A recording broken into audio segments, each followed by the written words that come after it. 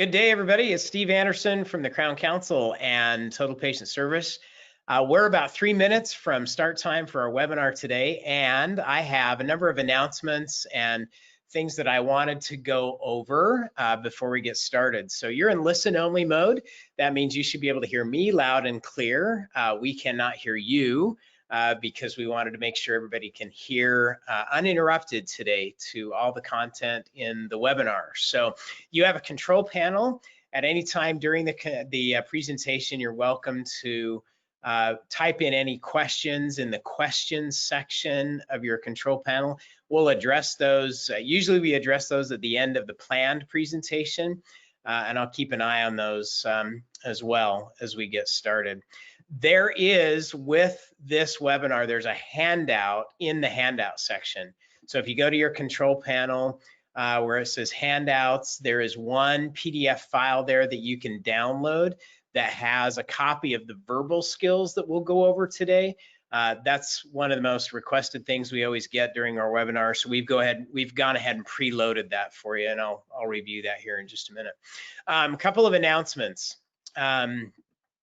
First off, the new Crown Council website has been huge. Everybody is migrating there. If you have not been to crowncouncil.org and seen this new format, we highly recommend that you do that. crowncouncil.org.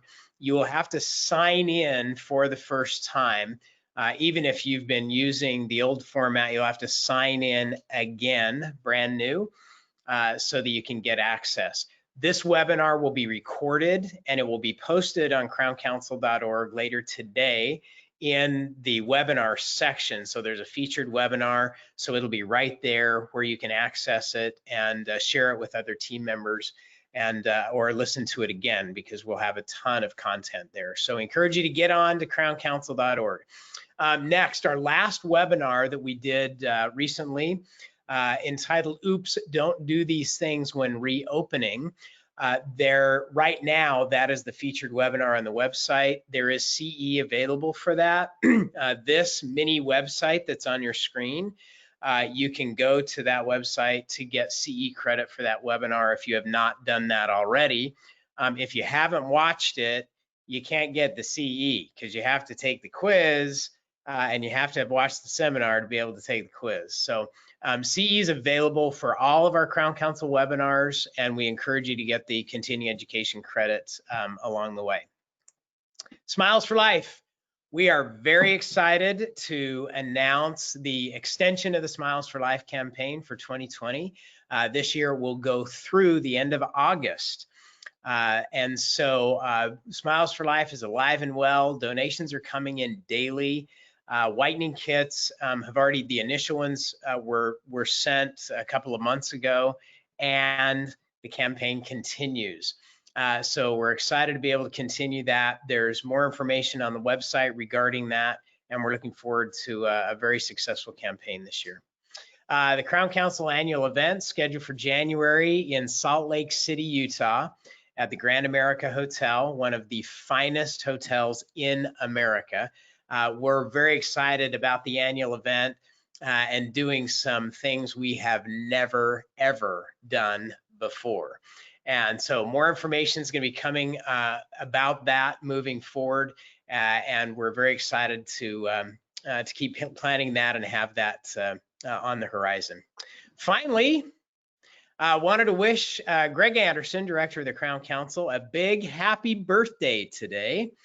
Greg won't tell us how old he is, but it is his birthday today. So feel free to post on the Crown Council email network a big happy birthday to Greg. It's his birthday today. So with that, we're at the top of the hour, and we'll go ahead and get rolling with our webinar today. So our webinar today, Secrets of Making the Schedule Work Now. What's working, what's not, and what to do. We're going to work through a body of information here that comes from our practice advisor team from around the country that has been in dental offices working with teams over the last couple of weeks. And so we're going to share some actionable things you can do now to make your schedule work in a little different environment. Just by way of explanation, for those of you that may be joining us for the first time, so you understand the background, this webinar is being provided by the Crown Council. The Crown Council is an organization of leading dental practices from all over the world that are committed to creating a culture of success in their practice. We engage in a number of activities as well as provide resources to help practices gain the prominent position in their community and create an internal culture of success. Webinars like these are one example of that. You'll also hear today, I've told you a little bit about Smiles for Life. Smiles for Life is a charity campaign that is organized and run by the Crown Council. It's a nonprofit charity, one of the most successful, if not the most successful charitable campaign in dentistry. And you can find out more about that at smilesforlife.org. You'll hear a lot today about Total Patient Service and the Total Patient Service Institute, which is a sister organization to the Crown Council. The Total Patient Service Institute is committed to helping practices not only provide exceptional patient service, but to get a yes to needed treatment. And so our team that you will hear from some of our practice advisor team today, our team of practice advisors covers the continent, working hand in hand with dental practices to help them get a yes, work on case acceptance systems and service systems that get results. You'll hear today from some members of our practice advisor team, Tanya Bailey, Robin Tyson, Kelly Hemrich, and Chris Taconis, who will be sharing some recommendations based on our work over the last few months with practices all over the continent. This team has been in offices this week around the country. They are back on the road working hand in hand with practices. You'll hear about their experience. You'll hear about some examples from specific practices. So they are in the trenches. They are working hand in hand with dental teams just like yours, and they will share their expertise today with you. One of the most frequently asked questions that we are getting now from practices all over the country is, should I charge a PPE fee? We've worked through the answer to that question in a customized way for each practice. Our view is there is no one answer for every practice. One of the first recommendations that we make is to do a fee analysis, and then we'll sit down with you free of charge and do an online fee consult on this specific topic. So first step in answering should I charge a PPE fee is to do a fee analysis to see where your fees are currently compared to your market. So that's the starting point. If that question still remains, we recommend that you go to this. This is a mini website, what's called a bit.ly. So you can go to that website. You just put that in your URL. So it's bit.ly/send me the link. And that will take you to a form that you can fill out to get your fee analysis and free consult. And our team, our practice advisor team, will sit with you and walk through the key questions and help find the answers to should you charge a PPE fee. So that's a resource that's available, and we invite you to engage in that. We're going to talk about 5 specific topics this morning, and here they are. 1, is it really taking more time in today's environment with increased social distancing and infection control? Is it taking more time to do what we do? Number 2, we'll talk about tips for preparing the patient before they come into the office. Number 3, we'll talk about patient arrival and the whole reception process. 4, scheduling hygiene based on today's environments and the things that we are now having to do. And then finally, we'll talk about the restorative schedule and checking hygiene, how you make that combination work in terms of eliminating or minimizing cross-contamination. So those are the 5 key topics that we'll we will work on here in the next few minutes. So topic number one, is it really taking more time? With PPE required, with the minimizing the back and forth and cross-contamination, is it really taking more time to do what we do? I'm going to suggest a couple of philosophical things as you think through that question, and then we'll be providing some specific answers in the course of the presentation. So first off, let's talk about time. Here's a definition of time, my personal preference, that might reframe the time equation. And that is, time is the sequence of events that pass one another from the past through the present to the future. So a sequence of events. That's how we measure our time, is one thing after the other after the other. So not so much seconds and minutes and hours as much as events.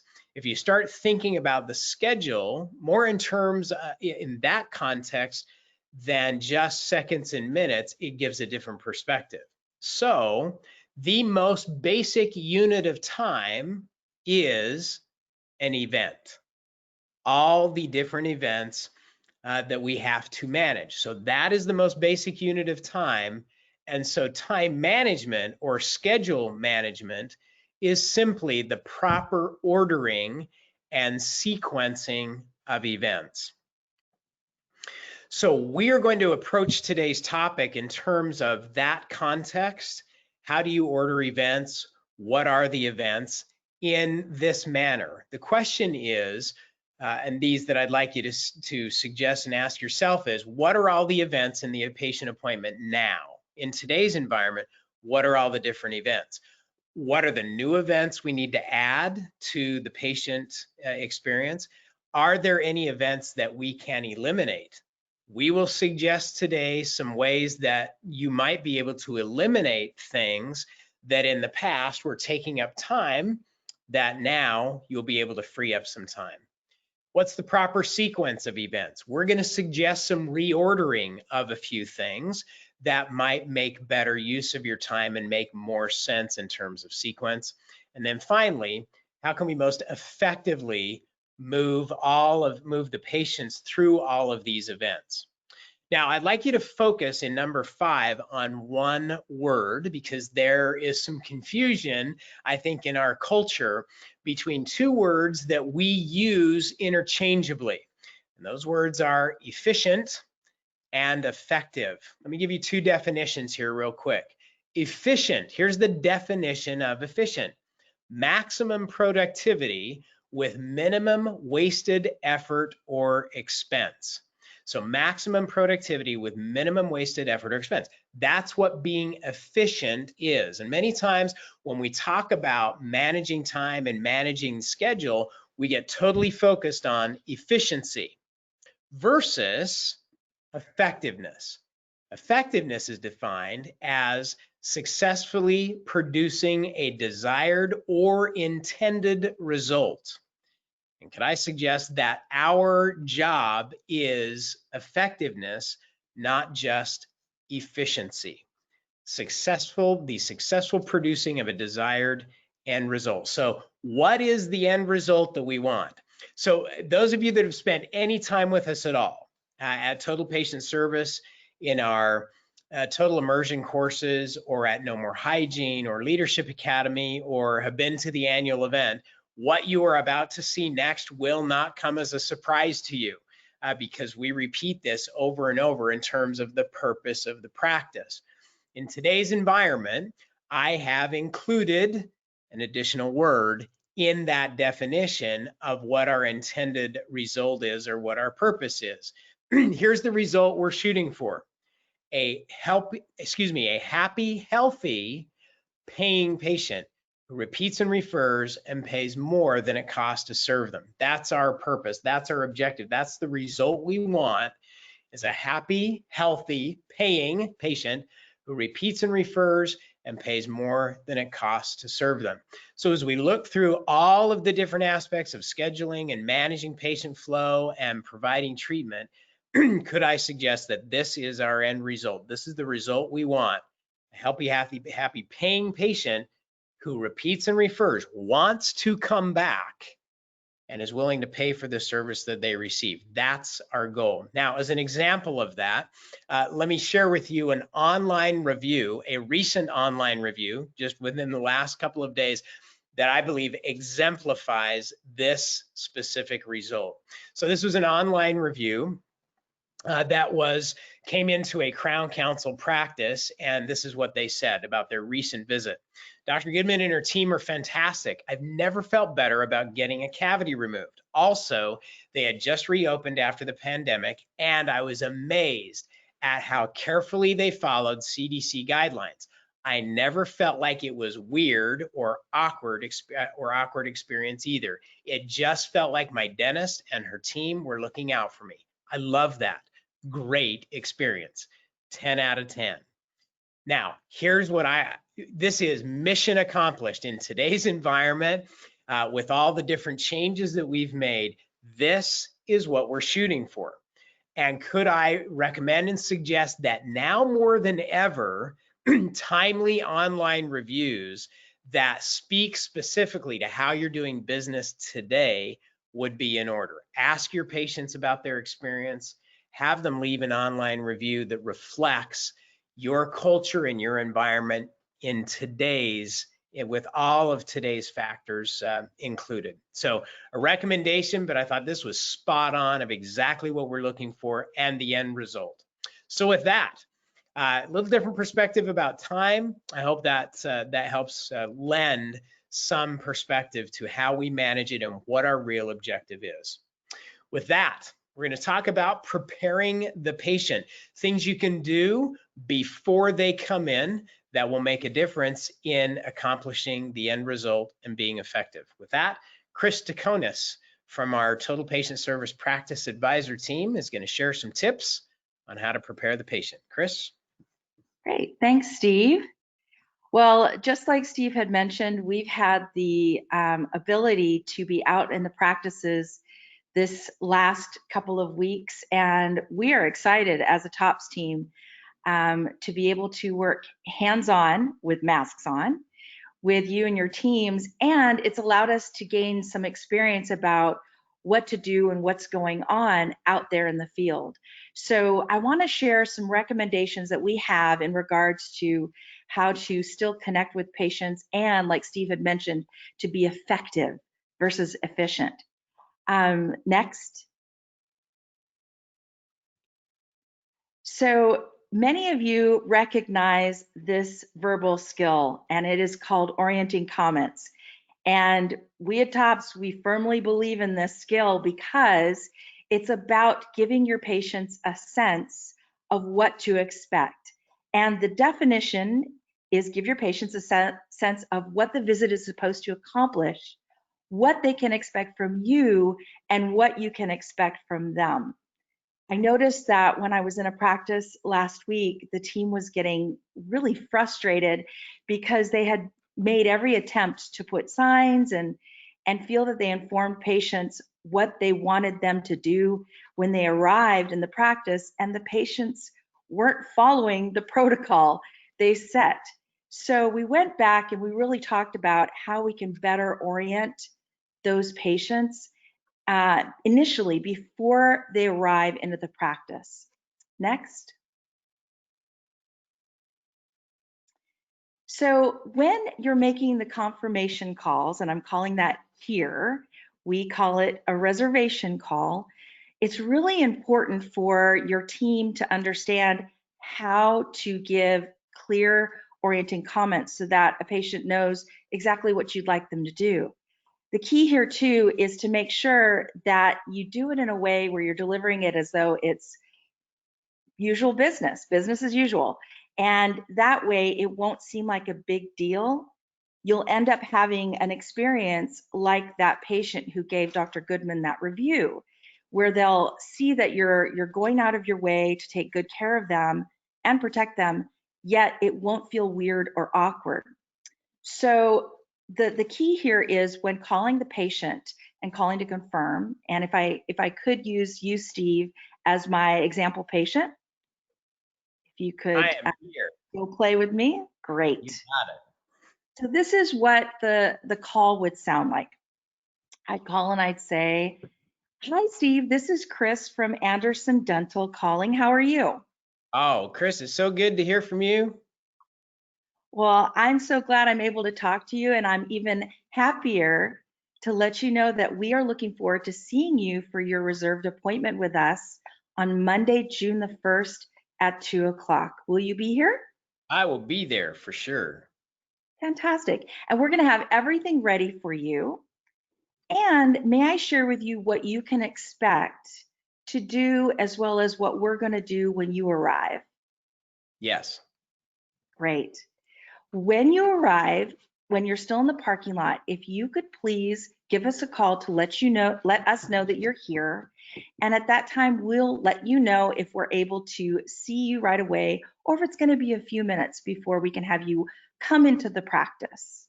Sounds Okay? good. Got it. Great. And at that time, we'll also go through some screening questions, really simple screening questions. And we're going to take your temperature as well so that we can continue to protect you and your health during your visit here with us. How does that sound? Sounds great. Thank you. Great. Well, we'll look forward to seeing you then. Thank you. Now, Chris, before you go on, let me just make a note. This is one of several different verbal skills that we'll talk about today. If you will look in your handout section of your control panel, all those verbal skills are in a downloadable PDF file. So you can click on that and download it. What Chris and I just did is included in that, as well as others that we'll talk about. So that resource is available right there.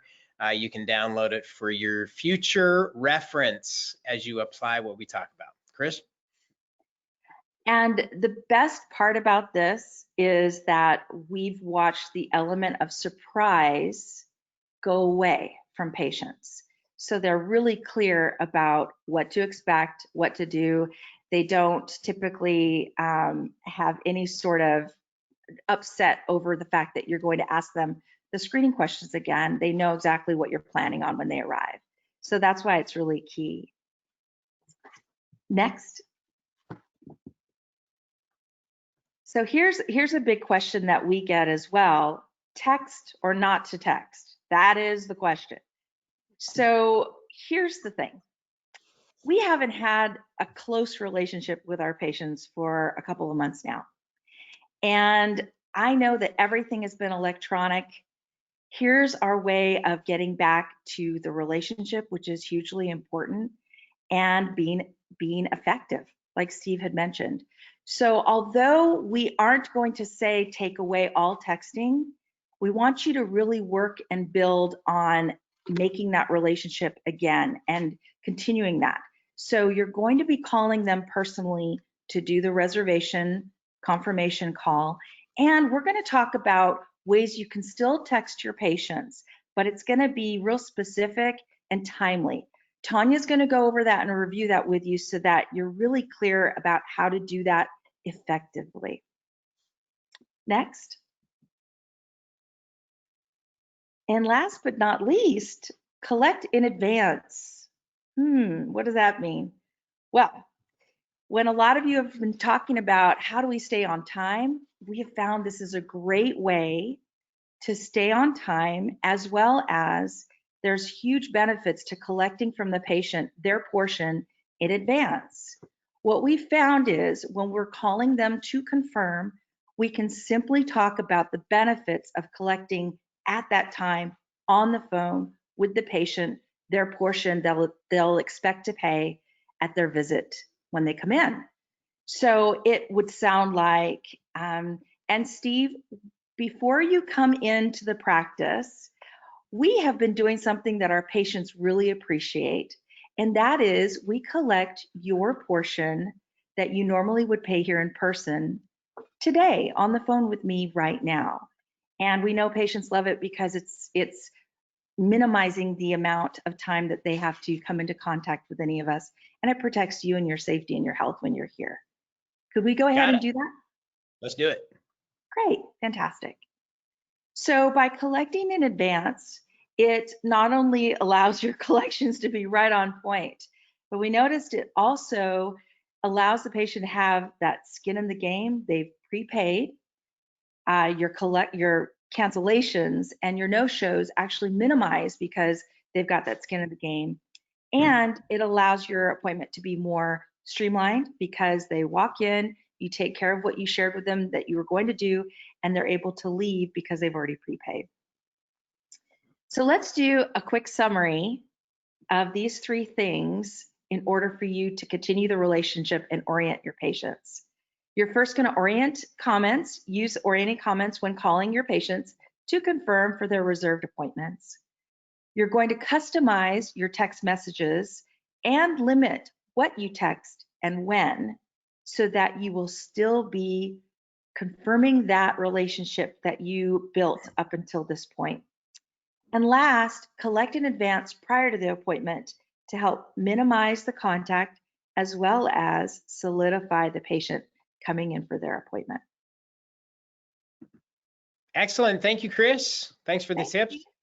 Just as a reminder, I know various different types of people that are listening to this webinar. If you're a dentist and you'd love for your front office team to go through this, again, we're recording this. It'll be posted at crowncouncil.org later today. So that's one resource. And in addition, as I mentioned, there's a handout in the handout section right here in your control panel. You can download these verbal skills as well as others that we'll share. And we'll also include that handout with the webinar recording that we'll post later today. So thank you, Chris. Thanks, Steve. All right, our third section is patient arrival and reception, and some specific things that you can do to make that effective and a great experience, as well as accomplish all the other objectives that you have. So with that, Tanya Bailey from our practice advisor team, who has been very active on the road the last couple of weeks, is going to share some in-person experiences and some specific recommendations as far as patient arrival and reception. Tanya? Thank you, Steve. You know, it's been really fun to get back out into practices over the last 3 or 4 weeks and be a part of helping teams refine some of these things. And lessons we've learned on the road to share with you today, I think will prevent challenges and help you to continue to be effective, just like Steve mentioned. So next, we have this whole concept of texting. When should we text? How should we text? What should we say? So one of the things I experienced in several offices over the last couple of weeks was even as we worked through the orienting comments like Chris shared with you, patients would forget and they would come up to the door, and then because they were coming to the door, there were signs everywhere, and they would stand on the front area and call from the door. And so having a same day reminder reservation text is a great tool to reorient the patients right when they arrive, as well as it gives them an easy way to respond back. I know many of you are using a two-way texting system. So they get that reservation text 2 hours before their appointment, and then from the comfort of their car, they can respond back and let you know that they're here. So next we have some suggested verbiage, and this will be, of course, customized depending on your situation. So while I was in Pearland, Texas, helping the team of Dr. Monson Mayer set up for success, we worked and crafted this, and it's just a simple, hello patient, this is M&M Dental Partners in Pearland. Just a friendly reminder when you arrive for your appointment, please text or call our office and stay in your car. A team member will call you when we are ready for you to come in. Thank you.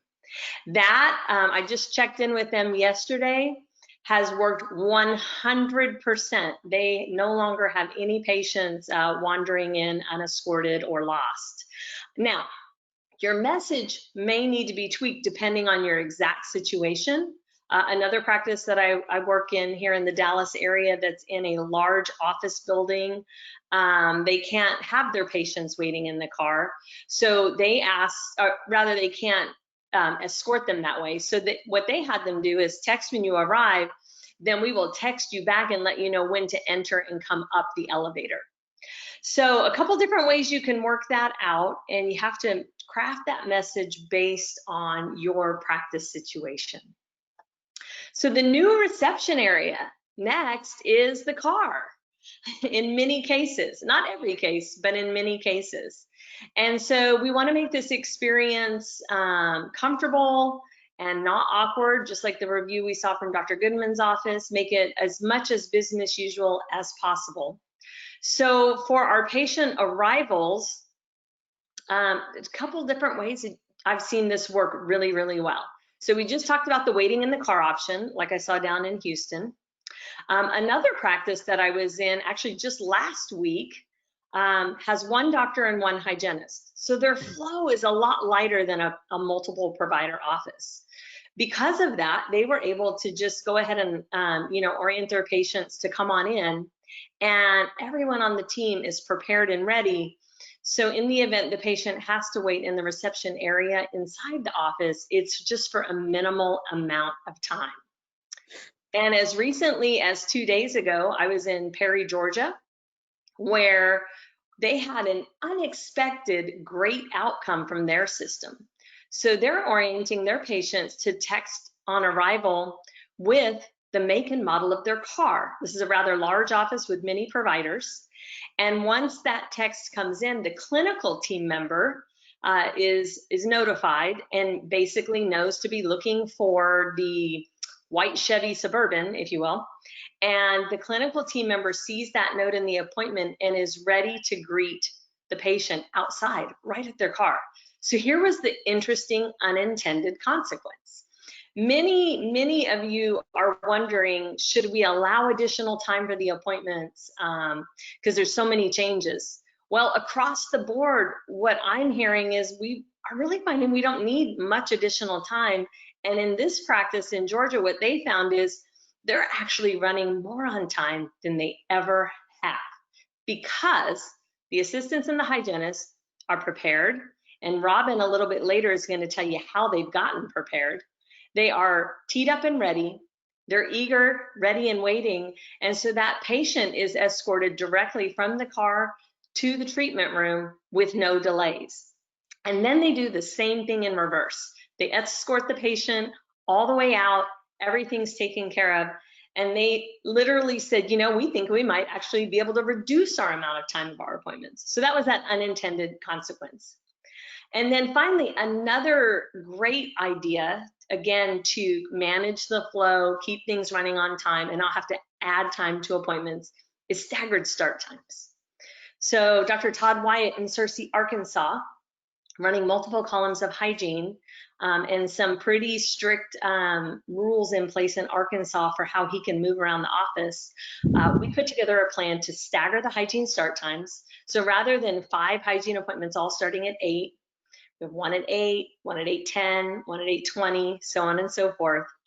And what he said to me last week was he wished he had always been doing that, because not only did it manage the flow, they're also doing what Chris talked about, taking prepayments ahead of time, and it's helped his schedule where he's not needing to be in 5 different rooms at the same time. So depending on your practice situation, there are multiple different ways that you can create an arrival system that works for you, manages your flow, and keeps things running on track. So I took some pictures in Marble Falls, and I wanted to show you in the event you're able to continue to use your reception area. What they did is, as I'm sure many of you are doing, is they space out their furniture. In fact, they took some out. They eliminated knickknacks and magazines and anything that could create clutter.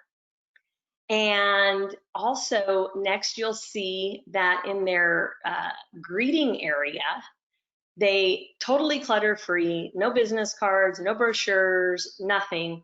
And they've also laminated all their forms so that they can scan them in and then dry erase essentially and clean, and tried to make the experience as touchless as possible. We can't completely eliminate touch points, but we can certainly manage them. So as a recap, make sure that you are using a same-day reservation text to use those orienting comments like Chris shared with you. Manage your patient flow so your patient flow doesn't manage you, and keep those spaces clutter-free and spaced out so that we can all get through this social distancing together. Steve? Thank you, Tanya. Very well put. Appreciate the tips. We're going to move on to our fourth section, which has to do with scheduling hygiene. This has been one of the bigger challenges because of the backlog of hygiene patients, making the schedule work, the patients that come in, depending on your practice. So Kelly Hemrich on our team, our resident hygienist, has some specific tips on scheduling hygiene and making the hygiene schedule work. Kelly? Thank you so much, Steve. In our first slide, we are going to make sure that we avoid the hygiene bubble. And what is the hygiene bubble? So some of our teams, and when we go in for our training, we are going to make sure that they don't add time or hours that they cannot sustain in 6 months. So that's the hygiene bubble. We want to make sure that when we go in, that we're not adding time or days that when we reschedule in 6 months that we cannot sustain. So when we reschedule, we can make sure that we have those days and times available and continue to have our blocks for new patients and perio. And the exact opposite of that is that we make sure that we don't have a blizzard or no patients on our schedule. So if we were closed in April, we want to make sure that our October is not completely empty. So we want to make sure that in 6 months, we don't add too many days or hours that we cannot sustain that. And we want to make sure that our October or the days that we were closed are not completely empty. Next. For some of our larger practices, especially on the East Coast that are just now opening, we found that they have thousands of hygiene appointments that they need to reschedule, and they're just starting to open up. So their scheduling coordinators are rescheduling those appointments. If they were due in March, April, or May, they are rescheduling those appointments when they were going to be due in September, October, or November. And they are leaving them messages on the same day or time in those months that they were due. And we have verbal skills for you that they are leaving for those patients. And it goes like this. Mrs. Patient, we want to make sure that we reserve an appointment for you in the fall when you would have been due for your next appointment. Because of the number of missed appointments due to COVID-19, we are working diligently to get everyone rescheduled. We will put you on the VIP priority list for a sooner appointment and reach out to you should one become available. In the meantime, if you have a dental emergency, please reach out to us right away. In summary, next, if adding hygiene days or times, make sure you can sustain in 6 months. Keep the hygiene appointment at 90% reappoint with blocks in the schedule. If you have a large volume of hygiene appointments to reschedule from March, April, and May, reschedule to a similar day and time, their next due date in September, October, and November. And we are providing that verbiage and the sample handout. Anything else, Steve? Thank you, Kelly. Appreciate it again. You can, as Kelly mentioned, those verbal skills are in the handout question in your control panel. So you're welcome to download that. And they'll also be included with the recording at crowncouncil.org. All right, fifth area, which is the restorative schedule and checking hygiene and how to make all that work in a time when we're really trying to minimize cross-contamination, regulations, recommendations in terms of staying in the restorative room until the procedure's complete. Everybody's familiar with that. From a scheduling standpoint, Robin Tyson on our practice advisor team has some specific recommendations on how to make that work. Robin? Great, thanks, Steve. So some things that we have found that in our teams that are doing their best to make their schedule work the most effectively is that they are spending time preparing for the day and having a roadmap to success. So the first thing that they are doing is a chart prep. And the chart prep is a recommendation for each department to do for each patient each day. So it's each department is going through their group of patients, and based on what the chart prep says and gathering that information so that they can do their best to inform the rest of the members of their team what we can expect for the day and lay out that roadmap. So if you were a dental assistant and you're doing your chart prep, some of the things that you're going to be looking for in your charts are what the patient is coming in, what they're scheduled for. Is the correct amount of time scheduled based on your new schedule or the new recommendations that are having to be have the right amount of time there? Are there other phases of treatment that that patient needs to schedule for? Is there anything that we can add to today to make their time more effective and make it work for everybody? And if the doctor has multiple columns, what else is going on at that time? Making sure that we can keep the doctor in one place and abide by the new set of rules that have been given to you in this, on a state-by-state basis. So if you're an assistant, those are some of the things that you're looking for. If you're a hygienist, some of the things that you're going to be looking for there are when was the last exam that they had with the doctor? Are there x-rays that are needed today? Is there treatment that has been recommended? Or do you anticipate that there's going to be treatment? And really evaluating, is an exam critical for the doctor to come in at this point so that you can help make some recommendations to the doctor and to the rest of the team on where the doctor's time is going to be spent best throughout the day. And then finally, if you're on the business team, you're looking at you're going to be looking at the financial piece of this. So Chris talked earlier about taking payments from patients or patient portion prior to them coming in. So an evaluation of, do we have those payments that are made, or are there some people coming in today that we need to collect from? Are there financial arrangements made for each person coming in to see the doctor or the hygienist today? Are there patient portions there? And do we have all of their insurance information? Is there anything that we can gather from the patient prior to them coming in to make it the most effective appointment? So once everybody has collected this information and done that prep work, then you're going to bring this information to the morning meeting. Next, right? So each person is going to come prepared. Each team is going to come prepared to the morning opportunity meeting. And what we have seen is that this has become as important as ever. We've always recommended to make the time to do this every morning. It's the best way to start your day. And now more than ever, we've seen that the teams that have put the work in to do the chart prep and are now talking each day and laying out a roadmap are experiencing the most success.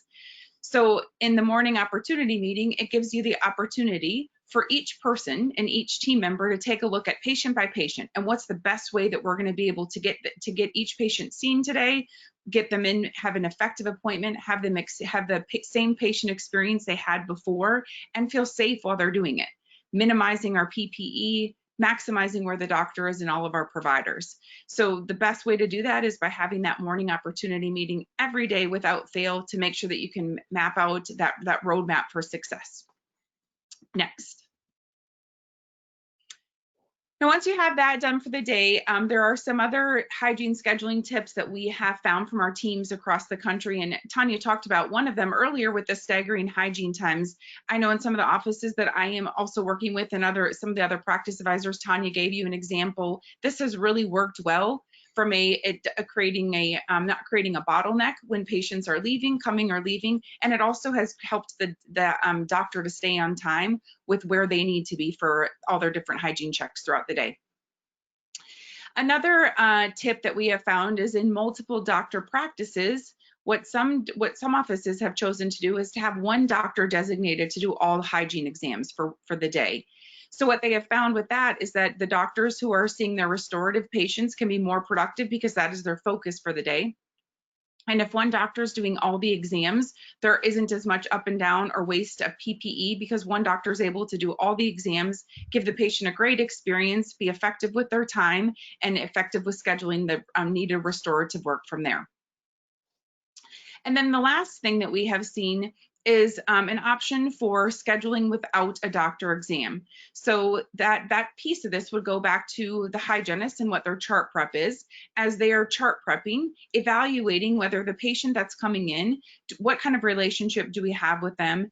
And a lot of this too depends on the relationship with the doctor and the hygienist. Do you have a clear set standard of care? And so the hygienist would feel comfortable making a recommendation based on what they know the doctor would have recommended to the patient as well. So if the hygienist is going through those and there's a potential for that to happen, here's how this would work. So the hygienist would take all of the necessary intraoral pictures and x-rays. The doctor could take a look at them in the treatment room, and then the hygienist would use the following verbiage to speak with the patient. And she would say, based on everything we've seen today, Dr. Anderson has had the opportunity to review the x-rays and photos and is also concerned. She is recommending that we go ahead and schedule an appointment for the complete exam and treatment. How does that sound?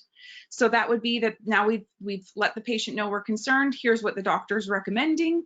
And when you come in to get that crown or that filling or whatever the recommendation's done, the doctor can do the complete physical exam at that time. So those are a few tips that we found in keeping hygiene on time and not having to add to the hygiene appointments. Next. Coming up. There you go. So to wrap that up and to summarize what we talked about, so the chart prep, the more effort that you can put into preparing for your day, the better the outcome is going to be. So a chart prep for each department, each patient, each day is critical. And then also adding in that, making sure that you bring all that information to the morning opportunity meeting, and without fail have that meeting every day, gives your team the best opportunity for success and a great experience for your patient when we can map out what our days look like. And then those three hygiene scheduling tips that we talked about, staggering your hygiene schedule, potentially having one doctor in your practice do all the hygiene exams, and then also looking at an option of how you could schedule a patient for that restorative treatment without the doctor having to physically do an exam on that day. Have I missed anything, Steve? That's good. Thank you, Robin. Couple of questions, and Chris Taconis, I might want you to weigh in here if you want to unmute yourself. Let me address two questions that have come up in this section. One is any recommendations on the use of teledentistry for recall exams? I'll tell you my opinion. This is my personal opinion. In dentistry gets paid for what it does. In medicine, a lot of times, medicine gets paid for what it knows. And unfortunately, dentistry is a little bit different. We're providing a service, and whereas in medicine, a lot of times you have to pay to go in and talk to somebody like a therapist, and then you got to pay them to do it. Whereas in dentistry, we generate revenue by doing things. So the key is, we want patient flow in the practice. Most of what is going on in teledentistry today is a leapfrog from medicine, meaning it's medical telemedicine that's trying to make an entree into dentistry. We'll see where it goes, but the bottom line is you're trying to fill your schedule, get your patients in the practice so they can receive the treatment that they need, whether it's restorative or hygiene. So if that helps. Now, Chris, question for you has to do with pedo. And so the question is, can a pedo practice schedule without an exam? So just so I'll be clear here, we're not treating without an exam. What we're doing is we're putting it on the schedule without the doctor looking at it first. The exam will be done when the patient comes back to have the treatment. So the exam is always done. But in terms of scheduling, any limitations that you're aware of there? We didn't have to do that. I was actually in a pedo practice last week. And so the biggest thing to do here was to communicate with the parent ahead of time, just like we discussed with the orienting comments. And then as a team, when we were together with the doctors and the team at the morning opportunity meeting, we really mapped out where they were going to be, who was going to get an exam, and the hygiene team was able to have the verbiage ahead of time on what to say to the parent and the child if the child was a little older. But it worked fine, and the doctors were still able to do exams. Got it. Perfect. All right, thank you for that. Two other questions here. One is if a doctor's doing their own hygiene, obviously that, that's how you do the schedule in your office. So there is, like we said at the beginning, there is no one size that fits all here. So if the doctor wants to do their own hygiene, then you're going to schedule accordingly and figure out how to best make that work. The other question has to do with, obviously there needs to be some teamwork, Chris, and what we just talked about in terms of the doctor scheduling a patient for treatment and then coming back and having the exam at that appointment. One of the things that we recommend and have done for years at Total Patient Service is create a philosophy of care document where the doctor outlines in writing what their philosophy of care is and what they typically do in different clinical situations. And then that becomes a team training opportunity to train everybody on the team of what the philosophy of care is and what we typically diagnose and treat under certain circumstances. And we all know the doctor's the only one that can diagnose. And having a whole team that's dialed in that understands what and why then helps to have a coordinated effort. So if you haven't gone to that work, then this might be a great opportunity to do that. And I'll put a plug in for our practice advisor team. They work with teams every day to get on the same page clinically so that they can work in tandem in situations like this. No better time than the present. Right? Do this, yeah. Next question is, if the doctor's the only one seeing the patient's x-rays and intraoral pictures, can that be considered teledentistry? Not to my knowledge. You're going to do the exam when the patient comes back. So you'll charge for that exam when they come in. We started this webinar talking about PPE and should you charge a fee for that? And I would just caution everybody to be very, very careful about adding a lot of extra, fees, because that, that potentially comes up. Again, you got to make your own decisions, but you will charge for the exam when the patient comes back to have the treatment. Next question is, if there's no treatment needed, would the doctor come in for the exam, or can the doctor just look at the x-rays and pictures in the other treatment room, and can you still charge for an exam? To my knowledge, you cannot. Chris, I'd invite any of our practice advisors to weigh in on this, but to my knowledge, you cannot charge for an exam. You are correct. We No. charge for what we do. So if you're not doing an exam, even though you're reviewing the x-rays at a different location, it's not a physical exam. And I thought I saw Tanya slide in for a moment too, and she can chime in. We don't. Sorry. Well, I was going to share, I have several practices doing this, and we have for years, as Steve said, trained with our teams for the hygiene, particularly in the hygiene department with ReCare, to set up treatment. Not that you're diagnosing it, but when the doctor walks in a great relationship link, you're sharing everything that you're seeing and what you're likely to recommend. So it's exactly the same thing, just distance wise. But you're gonna, just like Chris just said, you're right on track. You're not gonna bill an exam unless you do it. So a physical exam. So there's either no exam billed or it's billed out at the same appointment with the treatment. You got it. And that's the goal. You do it when they come back. Right. Finish it. Excellent. Thank you for your input. Appreciate that. Resources. Based on what we've talked about today, let me just mention a couple of things.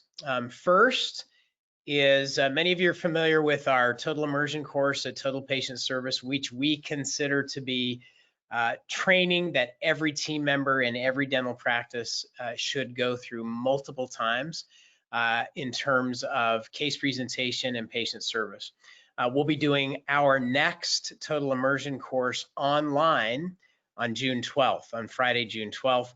And you can go for more information to totalpatientservice.com or give our team a call at the 800 number, the toll-free number on your screen, as well as any other questions that you have regarding the content that we've talked about today.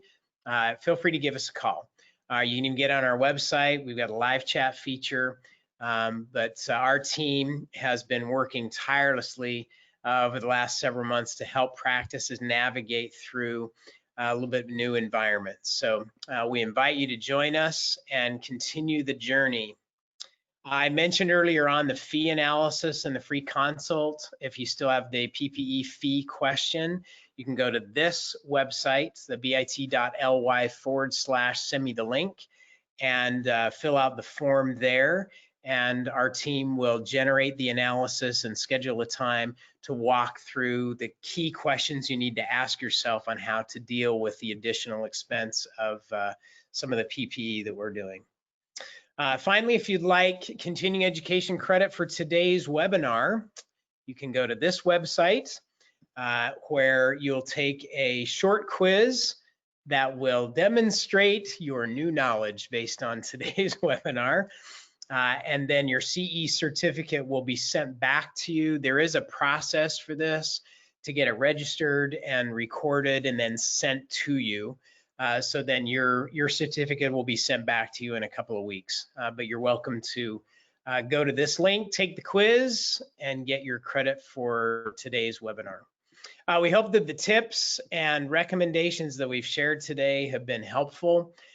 There is a whole virtual resource of great things at crowncouncil.org, as well as you are welcome to call our team at Total Patient Service anytime for specific help and recommendations based on your practice situation.